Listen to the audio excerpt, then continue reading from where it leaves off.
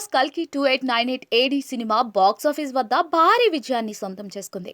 Pan India range లో విడుదలయ్యి record స్థాయి వసూళ్లు సొంతం చేసుకున్న కల్కి సినిమా ఇప్పుడు జపాన్ లో సందడి చేసేందుకు రెడీ అవుతోంది. 2025 జనవరి 3న ఈ సినిమాను జపాన్ లో భారీ ఎత్తున విడుదల చేయబోతున్నారు.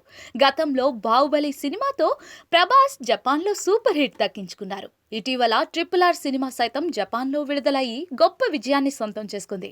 అందుకే కల్కి సినిమా విషయంలో ఆసక్తి నెలకొంది.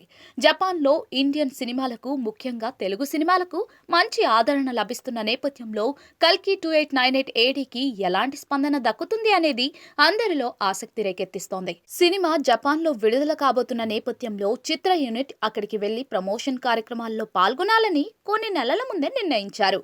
అందులో భాగంగానే ఇటీవల దర్శకుడు నాగశ్విన్ తో పాటు ఇతర యూనిట్ జపాన్ వెళ్ళింది. ప్రభాస్ సైతం వెళ్లాల్సి ఉన్నా కూడా కాలికి గాయం కారణంగా వెళ్లలేకపోయారు. ఆ విషయాన్ని ఇటీవల సోషల్ మీడియా ద్వారా తెలియజేశారు. కల్కి ప్రమోషన్స్ కి హాజరు కాలేకపోతున్నాను, క్షమించాలని పోస్ట్ చేసిన ప్రభాస్ ఇప్పుడు ఓ వీడియోని కూడా విడుదల చేశారు.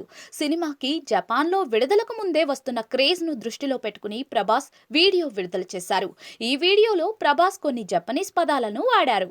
జపనీస్ భాషలో అక్కడి వారికి నమస్కారం చేయడంతో పాటు సినిమా గురించి 2 ముక్కలు జపనీస్ భాషలో ప్రభాస్ మాట్లాడిన వీడియో ప్రస్తుతం సోషల్ మీడియాలో వైరల్ అవుతోంది.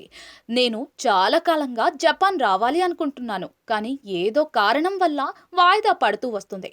ఈసారి గాయం కారణంగా రాలేకపోతున్నాను. ప్రస్తుతం నేను బాగానే ఉన్నాను. త్వరలోనే మీ అందరినీ కలుస్తాను. జపాన్లో ఉన్న తన ఫ్యాన్స్ అందరూ కూడా కల్కి 2898 ఏడీ సినిమాను ఆదరించాలి అంటూ ప్రభాస్ ఇందులో కోరారు. విభిన్నమైన కాన్సెప్ట్ తో దర్శకుడు నాగశ్విన్ రూపొందించిన కల్కి 2898 ఏడీ సినిమా జపనీస్ ప్రేక్షకులకి కూడా నచ్చుతుందని ఫ్యాన్స్ అనుకుంటూ ఉన్నారు. ఫ్యూచర్ కి మహాభారతాన్ని లింక్ చేసి అశ్వత్థామ పాత్రలో అమితాబ్ బచ్చన్ ను చూపించడం ద్వారా ప్రేక్షకులను సర్ప్రైజ్ చేశారు నాగశ్విన్. ఇప్పుడు అంతకు మించి అన్నట్లుగా కల్కి 2 సినిమాను రూపొందించే పనిలో ఉన్నారు Nag Ashwin. Konnichiwa, Japan.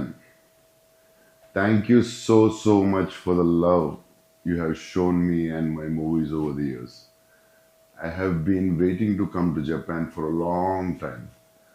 I'm very sorry that I'm unable to make it now. Due to sprain during shoot, I'm better now. But I promise to see you all very soon and enjoy the release of Kalki 2898 AD together with all of you. Kizo and Twinco have been of immense support, and I thank them all for all their efforts towards the fantastic release of Kalki. On 3rd January, see you all very soon in Japan. Arigato gozaimasu.